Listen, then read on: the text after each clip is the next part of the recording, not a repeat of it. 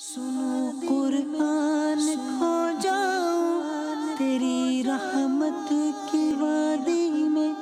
برستی ہوں میری آنکھیں میرے قرآن سے۔ الحمدللہ رب العالمین والصلاة والسلام علی سید المرسلین، اما بعد فاعوذ باللہ من الشیطان الرجیم، بسم اللہ الرحمن الرحیم۔ الصلاة والسلام علیک یا رسول اللہ وعلی آلک واصحابک یا حبیب اللہ، الصلاة والسلام علیک یا نبی اللہ وعلی آلک واصحابک یا نور اللہ۔ میٹھے میٹھے اسلام بھائیوں اور مدنی چینل کے ناظرین، سلسلہ قرآن کے عنوان لے کر ایک بار پھر آپ کی خدمت میں حاضر ہوئے ہیں۔ اللہ کریم رب العزت جل وعلا ہم سب کو قرآن اور حدیث طیبہ کے مطابق اپنی زندگیاں گزارنے کی توفیق عطا فرمائے۔ نبی رحمت صلی اللہ علیہ وآلہ وسلم کی ذات اقدس پر جس طرح درود پڑھنے کے بہت سے فضائل ہیں، بہت سی برکات ہیں، اسی طرح درود نہ پڑھنے کی مذمتیں بھی وارد ہیں اور وعیدوں کو بھی بیان کیا گیا۔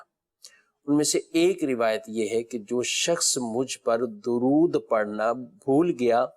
گویا وہ جنت کا راستہ بھول گیا۔ تو حضور صلی اللہ علیہ وآلہ وسلم کا قرب، آپ کی شفاعت پانے کے لیے ہمیں چاہیے کہ کثرت سے درود کو اپنے معمولات میں شامل کریں۔ حصول برکت کے لیے بارگاہ رسالت میں ہدیہ درود پاک صلو علی الحبیب صلی اللہ تعالی علی محمد صلی اللہ علیہ وآلہ وسلم، صلاۃ و سلام علیک یا سیدی یا رسول اللہ وعلی آلک و اصحابک یا حبیب اللہ۔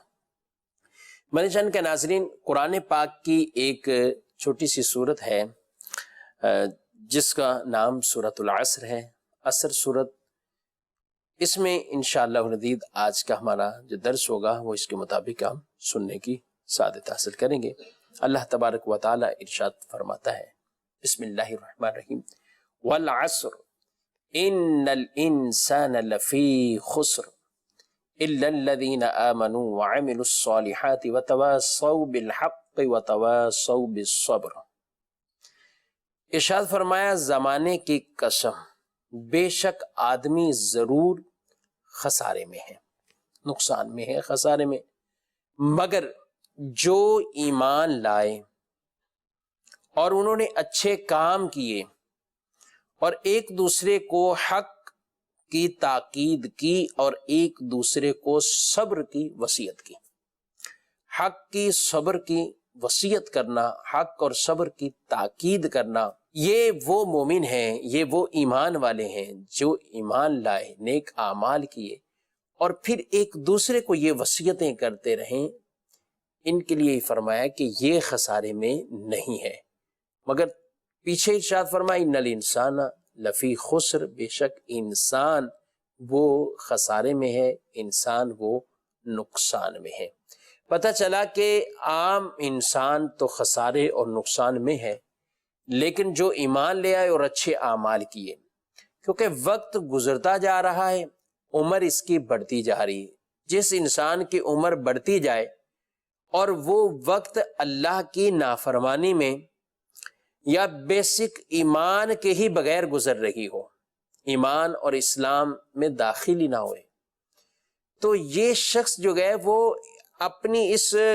گزرنے والی زندگی سے بھی نقصان میں ہے، خسارے میں ہے۔ اور وہ انسان جس نے اچھے عمل کیے، وہ انسان جو ایمان لایا، اچھے اعمال بجا لاتا ہے، تو اس کے یہ گزرے ہوئے ایام بھی اس کے لیے فائدے مند ہے، کیونکہ وہ اس دارالعمل دنیا میں نیکیاں کر رہا ہے اور اس کی جزا دارالجزا آخرت کے اندر وہ پائے گا۔ جو یہاں بیج بوئے گا وہی آگے جا کر فصل رحمت کاٹے گا۔ آج نیکیاں ہیں، کل ان کی اچھی جزا ہے، انعام ہے، اور اگر آج زندگی کے اندر برے اعمال ہیں تو کل آنے والی قیامت میں پھر اس کی سخت جو ہے وہ اسے جزا بھی ملے گی۔ تو سزا جزا کے جو معاملات ہیں تو اس میں سب سے بڑا دخل ایمان کا، کہ ایمان اگر آدمی کے پاس نہیں ہے، بے شک وہ مومن ہی نہیں ہے، یا معاذ اللہ ایمان تھا اور وہ کفر کے اندر پھر چلا گیا، کسی طرح اپنے عمل فعل قول سے وہ کفر کے اندر مبتلا ہو جاتا ہے۔ تو یہ بہت سخت بات ہے۔ علمان الحفیظ اللہ ہماری حفاظت فرمائے، ہمارے ایمان کی بھی حفاظت فرمائے، اور ہمیں اس ایمان پر اللہ ثابت قدمی عطا فرمائے۔ اس سورہ مبارکہ میں فرمایا والعصر، زمانے کی قسم۔ یہ زمانہ کون سا زمانہ ہے؟ مفسرین لکھتے ہیں کہ ایک تو عام ہی زمانہ ہے کہ جو زمانے کی قسم کے زمانے کے اندر حالات، واقعات، ایسے سے معاملات ہوتے ہیں، کیونکہ ہر چڑھنے والا سورج وہ غروب بھی ہوتا ہے، روشن ہونے والا چاند وہ بھی ڈوبتا ہے، اور دن جو ہے وہ اس پر غلبہ پا جاتا ہے۔ تو معاشرے میں بھی، زمانے میں بھی ایسے کئی واقعات ہیں۔ ہم ترقی بھی دیکھتے ہیں اور ہم تنزلی بھی دیکھتے ہیں۔ اس معاشرے میں وہ لوگ جنہوں نے بہت مالداری اور امیری کے اندر زندگی گزاری، ان کو ہم غربت اور افلاس کے اندر بھی دیکھتے ہیں۔ تو یہ ایک پورا جو زمانہ ہے حالات کے تبدیل ہونے سے، تلک الایام نداولها بین الناس، لوگوں پہ مختلف ایام گردش کرتے ہیں،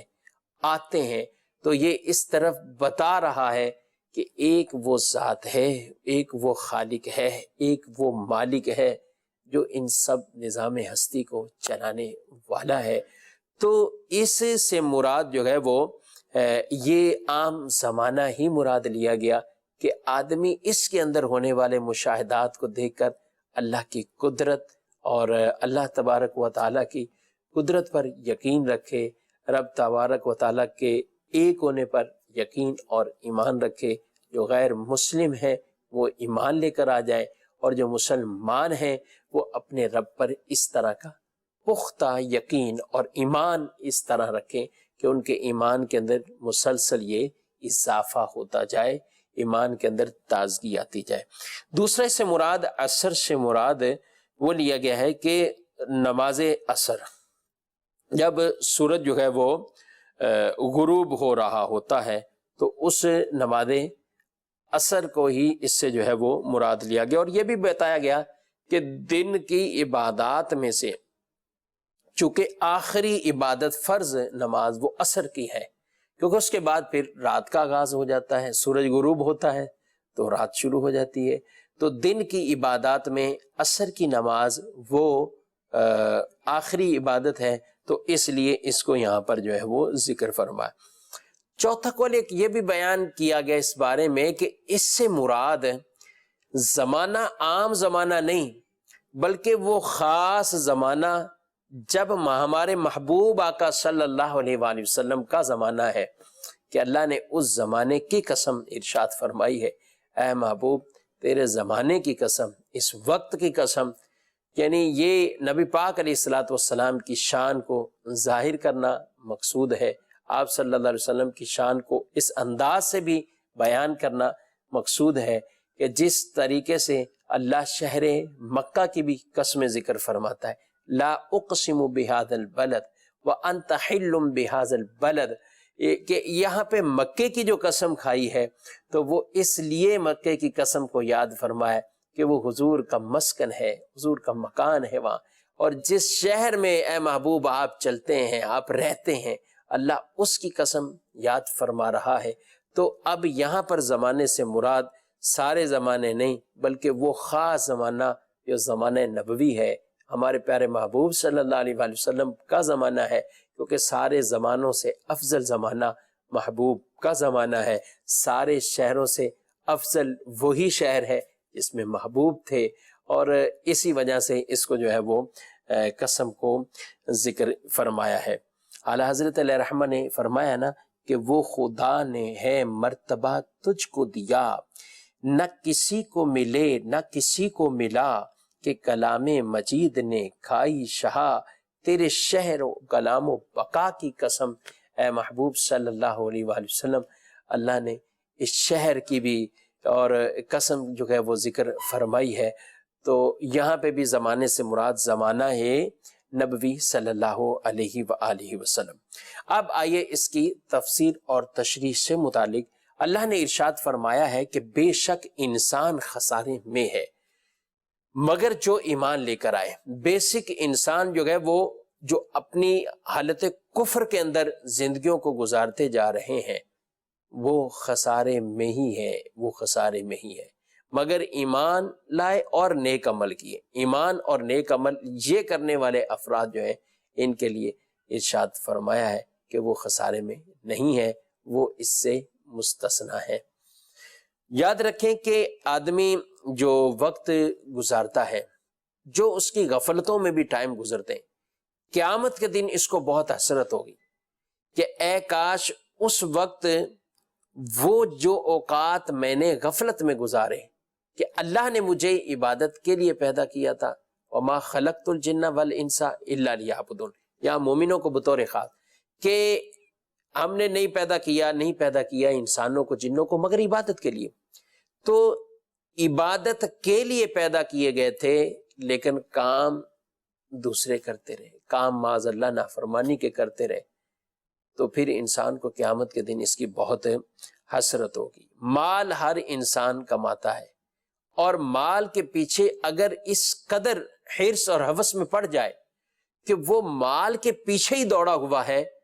اس کے علاوہ اپنے معاملات، اپنے دینی فرائض، دینی معاملات ان کو ترک کیا ہوا ہے، تو یہ انسان اچھے عمل والا نہیں ہے، کیونکہ مال کی حرص کسی کی ختم نہیں ہوئی. اگر انسان کے پاس ایک وادی مال ہے تو وہ چاہے گا دوسری وادی بھی آ جائے، دوسری ہوگی تو وہ تیسری بھی چاہے گا. اور حدیث میں اس بات پر کلام کو ختم فرما دیا کہ انسان کا پیٹ ہے وہ قبر کی مٹی ہی بھر سکتی ہے. دنیا کے اندر تو اس دوڑ میں نہ کوئی جیتا ہے نہ کوئی جیت پائے گا، مقابلہ سخت چلتا رہتا ہے، مگر مال کی اس دوڑ میں کوئی بھی انسان کسی کی برابری تک یوں نہ پہنچا بلکہ ایک دوسرے سے سبقت لے جاتے رہے. قرآن فرماتا ہے الہاکم التکاثر، کہ زیادہ مال جمع کرنے کی طلب نے تمہیں غافل کر دیا،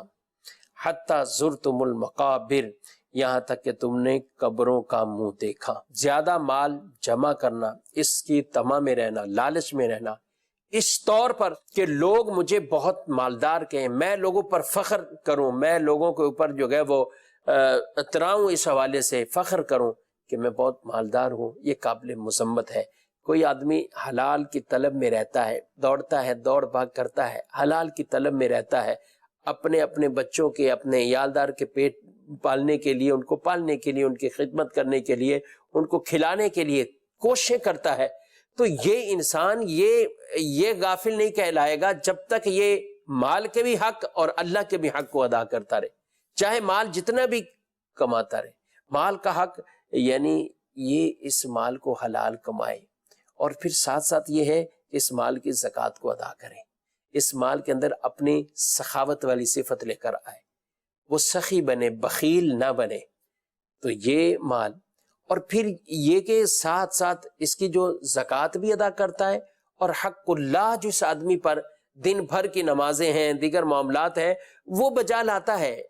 مال کی محبت میں ایسا نہیں ہوتا کہ یہ ان سے جو ہے وہ حق اللہ اور ان عبادات سے جو ہے وہ اپنا منہ موڑ لیتا ہے. تو جو انسان دنیا کے ساتھ ساتھ آخرت کی تیاری میں بھی رہتا ہے تو اس کے لیے فائدے ہی فائدے ہیں، نفع ہی نفع ہیں. اور جو انسان ایسا نہیں، وہ انسان خسارے میں ہے، وہ انسان نقصان میں ہے. قرآن پاک میں اللہ ارشاد فرماتے ایک اور مقام پر ارشاد فرمایا یا ایھا الذین آمنوا لا تلہکم اموالکم ولا اولادکم عن ذکر اللہ ومن یفعل ذلک فاولئک هم الخاسرون. فرمایا اے ایمان والو، تمہارے مال اور تمہاری اولاد تمہیں اللہ کے ذکر سے غافل نہ کر دے، اور جو ایسا کرے گا تو وہی نقصان اٹھانے والے، وہی خسارے والے جو اپنے مال کی وجہ سے یا اپنی اولادوں کی وجہ سے اللہ سے غافل ہو کر رہ جاتے ہیں، اللہ کی یاد سے، اللہ کے ذکر سے، اس سے غافل ہو جاتے ہیں. یہاں تک کہ ارشاد فرمایا انما اموالکم و اولادکم فتنہ، کہ یہ تمہارے جو ہے وہ مال اور تمہاری اولادیں یہ تمہارے لیے فتنہ یعنی آزمائش ہے، یہ تمہارے لیے آزمائش ہے. اولاد بھی آزمائش ہے، مال بھی آزمائش ہے۔ اب اس کے ذریعے سے انسان اللہ کے قرب والے کام کرتا ہے یا معاذ اللہ نافرمانی کی طرف بڑھتا ہے، اور ان دو چیزوں کی وجہ سے انسان جو ہے وہ یاد الہی سے غفلت اختیار کر لیتا ہے، یا اپنے آپ کو بھی اس میں مگن رکھتا ہے، اپنی اولاد کو بھی، اپنے مال کو بھی اللہ کی یاد میں اس طریقے سے کہ دین اسلام کے لیے ضرورت پڑے تو اپنے مال کو پیش کرے، اپنی اولادوں کو بھی نیک بنائے اور دین کے کاموں کے لیے جو ہے وہ تیار رکھے، تو یہ پھر اس آزمائش سے یہ بچ جائے گا، محفوظ ہو جائے گا۔ ورنہ فتنہ ہے، آزمائش ہے، اور اللہ والے ہی اس سے جو ہے وہ بچ پاتے ہیں۔ رسول اللہ صلی اللہ علیہ وآلہ وسلم کی خدمت میں ایک مرتبہ یہ حضرت مطرف فرماتے ہیں کہ اپنے والد سے روایت کرتے ہیں کہ میں رسول اللہ صلی اللہ علیہ وسلم کی خدمت میں حاضر ہوا تو اس وقت آپ الہاکم التکاثر یہ آیت مبارکہ کی تلاوت فرما رہے تھے، تو آپ صلی اللہ علیہ وآلہ وسلم نے فرمایا ابن آدم کہتا ہے، آدمی کہتا ہے، انسان کہتا ہے میرا مال میرا مال، اے ابن آدم تیرا مال وہی ہے جو تو نے کھا کر فنا کر دیا، یا پہن کر بوسیدہ کر دیا، یا صدقہ کر کے آگے بھیج دیا، یا صدقہ کر کے آگے بھیج دیا۔ ایک اور روایت میں ارشاد فرمایا بندہ کہتا ہے میرا مال میرا مال، تو فرمایا اس کے لیے اس کے مال سے صرف 3 چیزیں ہیں جو اس نے کھا کر فنا کر دیا، پہن کر بوسیدہ کر دیا، یا جو کسی کو دے کر آخرت کے لیے ذخیرہ کیا۔ اس کے بعد جو کچھ بھی ہے وہ تو اس لوگوں کے لیے جو ہے وہ چھوڑنے والا ہے، اس کا مال اب نہیں رہا، اس سے لوگ فائدہ اٹھائیں گے لیکن اس کو کسی طرح کا اس سے فائدہ حاصل نہیں ہوگا۔ واقعی حقیقت ہے، کئی لوگ ایسے ہیں مال جمع کرتے ہیں اور اس قدر مال جمع کرتے ہیں، اس قدر مال جمع کرتے ہیں کہ وہ پھر حقوق اللہ کو بھی بھول جاتے ہیں کہ اس مال سے متعلقہ اللہ کے کیا حقوق اس میں لازم آتے ہیں۔ کئی لوگ آ کے پوچھتے ہیں، بعض اوقات خواتین دارالافتاء میں آ کر جو ہے وہ بذریعہ فون یا کسی ذریعے سے مسئلہ معلوم کرتی ہیں کہ اتنا اتنا زیور جمع ہے، مال کی زکوٰۃ دینے کے لیے رقم نہیں ہے، تو یہ مال کیسے ان کے لیے ایک آزمائش اور فتنہ ایک طرح کا کہ یہ اس قدر زیورات ہوتے ہیں، کیش نہیں ہے، تو زکوٰۃ کا ایک اماؤنٹ بھی ایک اچھا خاصا اماؤنٹ بن جاتا ہے، تو اب اس میں برسوں گزرتے رہے۔ ایک کسی خاتون کا مسئلہ آیا کہ ان کے پاس جو ہے وہ 50 سے زائد تولے زیور ہے، لیکن 17 سال سے یہ زیور موجود ہے، اس کی زکوٰۃ ادا نہیں کی۔ اب بتائیں کہ یہ مال جس کو دیکھ کر دنیا کے اندر تو خوش آدمی ہوتا رہے گا کہ میرے پاس بہت مال ہے، میں بہت مالدار ہوں، اور پھر اس قدر بخل داخل ہو جاتا ہے کہ وہ اس کی زکوٰۃ بھی ادا نہیں کرتا، تو ایسے انسان بڑے خسارے میں ہے کہ جو کماتے تو بہت کچھ ہے اور ان کے حق ادا نہیں کرتے، اور جب حق ادا نہیں کرتے تو یوں وہ انسان جو ہے وہ اپنے لیے یہ جو دنیا کی یہ دولت ہے وہ آخرت کے لیے ایک طرح کا عذاب اور سزا جو اپنے لیے تیار کر رہے ہوتے ہیں۔ قرآن فرماتا ہے وَالَّذِينَ يَكْنِزُونَ الذَّهَبَ وَالْفِضَّةَ وَلَا يُنْفِقُونَهَا فِي سَبِيلِ اللَّهِ فَبَشِّرْهُمْ بِعَذَابٍ أَلِيمٍ، کہ جو سونا چاندی جمع کرتے ہیں اور اس کو خرچ نہیں کرتے اللہ کی راہ میں، انفاق نہیں کرتے، مراد اس کی زکوٰۃ ادا نہیں کرتے، تو ان کو دردناک عذاب کے بارے میں آپ بتائیں، دردناک عذاب کے بارے میں بتائیں۔ یوم یحمى علیہا فی نار جہنم فتقوی بہا جباہہم وجنوبہم وظہورہم ھذا ما کنزتم لانفسکم فذوقوا ما کنتم تکنزون۔ اللہ اکبر، کہ یہ مال اس دن جہنم میں تپایا جائے گا، آگ کے اندر تپایا جائے گا، اور پھر ان کی پیشانیوں کو، ان کی پیٹھوں کو، ان کی پشتوں کو اس سے داغا جائے گا، عذاب دیا جائے گا۔ انسان کا وہ مال جو دنیا کے اندر بڑے جو ہے فخر سے رکھتا تھا، لیکن زکوٰۃ نہ ادا کرنے کی وجہ سے اس سے داغا جائے گا۔ اب پیشانی پر گرم گرم وہ مال کی داغ جو ہے وہ لگے، پشتوں کو داغا جائے، پیٹھوں کو داغا جائے، علمان الحفیظ۔ تو اس لیے مال ہے، اللہ نے دیا ہے تو اللہ کے کاموں میں خرچ کریں، انفاق فی سبیل اللہ کریں، اپنے مال کی جو زکوٰۃ ہے اس کو ضرور ضرور جو ہے وہ ادا کرے۔ نبی کریم صلی اللہ علیہ وسلم فرماتے ہیں 2 بھوکے بھیڑیے جو بکریوں میں چھوڑ دیے جائیں وہ ان بکریوں کو اس سے زیادہ خراب نہیں کرتے جتنا مال اور عزت کی حرص انسان کے دین کو خراب کر دیتی ہے۔ اللہ اکبر۔ مال اور عزت کی یعنی حب جاں اور حب مال، مال کی حرص ہے، حب جاں بھی ہے، یعنی اپنی شہرت چاہنا، عزت چاہنا، یہ چیزیں ایسی ہیں کہ جو انسان کے دین کے اندر بہت زیادہ خرابی اور بربادی کا باعث بنتی ہے۔ مال ضرور کمائے، مال تو صحابہ کرام بھی بڑے بڑے مالدار تھے، جی ہاں بہت مال تھا ان کے پاس، لیکن بعض صحابہ تو بہت مالدار تھے، بعض بہت غریب صحابہ بھی تھے۔ مالدار صحابہ کرام علیہ مردوان اپنے مال کی وجہ سے دوسروں پر وہ فخر نہیں ہے، اپنے مال کی وجہ سے دوسروں پر کوئی اترانا نہیں ہے، بلکہ وہ اپنے مال کو لوگوں کے لیے بڑا کشادہ کر دیتے تھے، لوگوں کے لیے چھوڑ دیتے تھے، لوگوں کو دیتے تھے، ان کی مدد کرتے تھے، اور ایسی مدد کرتے تھے کہ رہتی دنیا ان کی مثالیں دیتے رہیں گی کہ کس قدر جو ہے وہ مال کو جو ہے وہ اللہ کی راہ میں خرچ کرتے تھے۔ خاص قحط پڑنے کے اوقات پر بھی بعض صحابہ جن کے پاس ان کے اپنی تجارتی سامان جب آ جاتا، بڑے بڑے تاجر ان کے دروازوں پر آتے کہ ہم آپ کو اتنے % نفع دیتے ہیں، آپ ہمیں دے دو، لیکن آپ جو ہے وہ کئی صحابہ کے ایسے ہمیں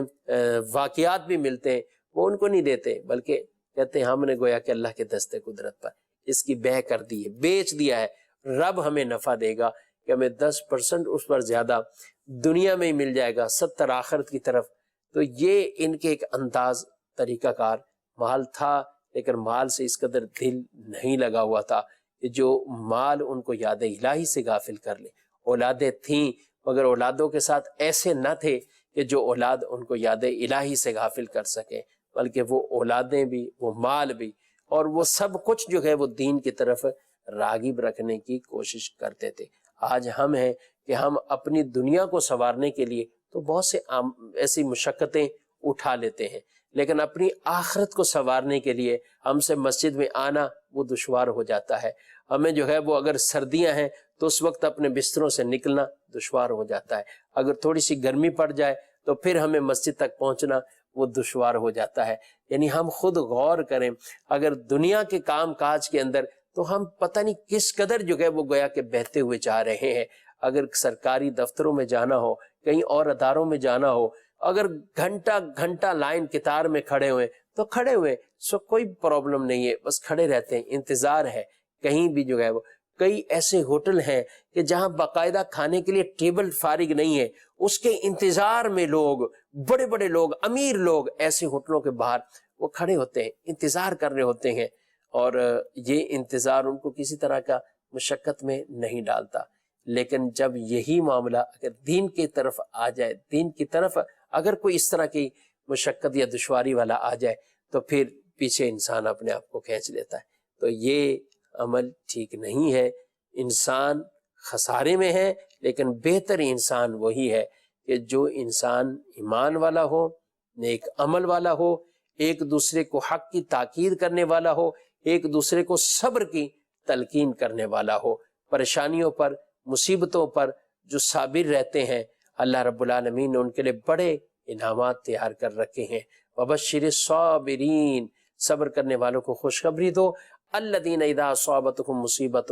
قالوا انا للہ وانا الیہ راجعون، کہ جب انہیں کوئی مصیبت پہنچتی ہے تو وہ کہتے ہیں ہم اور سب کچھ اللہ کی طرف لوٹ کر جانا ہے۔ اولئک علیہم صلوات من ربہم ورحمہ واولئک هم المہتدون،